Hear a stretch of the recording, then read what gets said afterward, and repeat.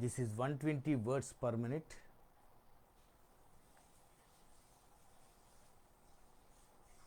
One 20 words per minute. Start. I am happy that 1.5 years after the first agriculture summit, we are meeting again to review the status of implementation of policies necessary for the development of agriculture sector. We cannot deny the fact that there is a crisis in agriculture and in many regions of the country. In many parts of the country, agriculture is being carried out in adverse conditions. The problems may be attributable to a wide range of causes, but the end result is that there are larger areas where farmers seem to be in acute distress. It is also a fact that in many other parts, agriculture is seeing a major transformation for the better, and the farmers in these parts are reaping the benefits of technology, irrigation, etc. Our government has succeeded in erasing the decline in public investment in the agricultural sector. We have also increased the availability of credit at reasonable rates to farmers. Short-term crop loans are now available at normal rate of interest, for which we are providing subsidized refinance from governmental institutions. However, we need more thinking on the credit front. While the financial system should do more for the credit needs of farmers, we need to raise some questions. It is necessary that we find answers to these questions in the near future. Last year, I had sought suggestions on measures to improve the institutional framework for providing long term capital for investment in agriculture. I am afraid that we have not made much progress in this regard. I request you to apply your collective minds to this again. To overcome the situation of agricultural distress, a package has been put in place for some districts in Maharashtra, Andhra Pradesh, Karnataka, and Kerala. An expert group has also been set up to look into the problems of agricultural indebtedness in its totality and suggest measures for providing relief to farmers across the country.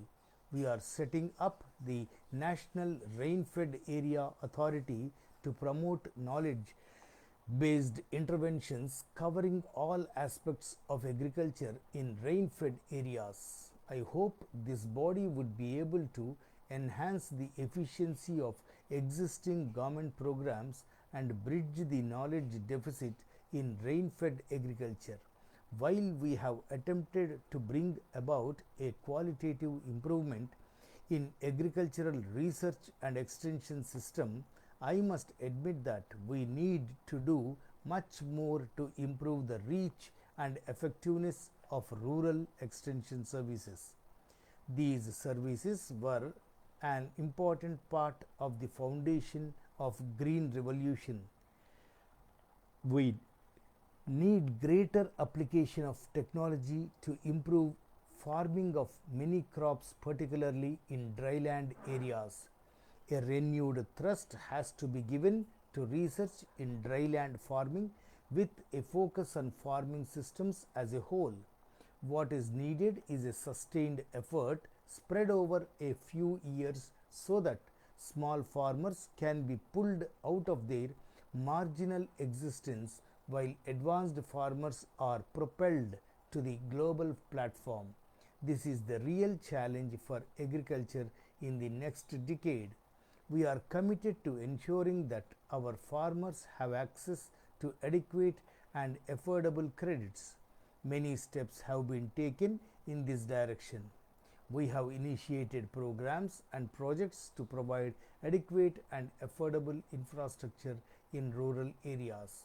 We are investing in irrigation and rural drinking water to meet the water needs of our farmers and rural households.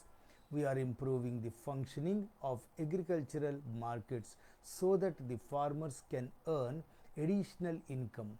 We are committed to increasing the productivity of our farms through the infusion of knowledge, modern science, and technology. Our flagship program, Bharat Nirman, is aimed at addressing the rural infrastructure deficit. Bharat Nirman, along with the backward regions grant fund, will improve rural infrastructure and provide greater irrigation. I am confident that we will be able to ensure a perceptible increase in public and private investment in these two critical areas, which will certainly have a positive impact on the conditions under which agriculture is practiced. Irrigation does require greater investment. We are making all out efforts to achieve a quantum leap in investments in irrigation. States too are trying their best. I do believe that the time has come for us to adopt a fundamentally new perspective on rural development and agriculture. This perspective must recognize the need for ending the rural urban divide in each of the deficits I have mentioned.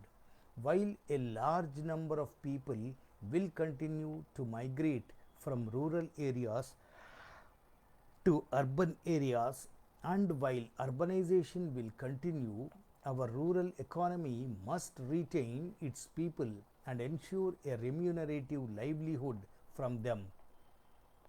A balanced development of urban and rural economies is vital for sustainable development and social and political stability. Another important challenge before us is to increase the real income of farmers. As leaders of industry, you should be more aware of this need than most. You know very well that there is a strong correlation between agrarian prosperity and demand for manufactured goods and modern services across the country. One aspect of such development will be improved returns to investment for farmers. Thus, we can grudge the farming community. We need to recognize that they need better returns for their efforts. This may hurt the middle class to a small extent, but it benefits the farmer.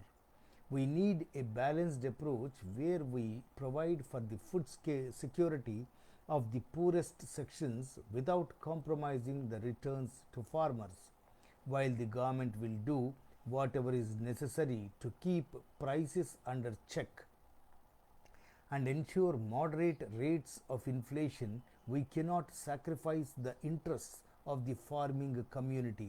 Our strategy for agricultural development must be based on improving the real income and the quality of life of the farming community. So far, our approach to rural development and agriculture has been incremental. We have only tried to do more and do things better. We have not sought a paradigm shift in agrarian policy and agrarian development. I sincerely hope that in future we can strike out afresh in agriculture, seeking new paths for rural prosperity.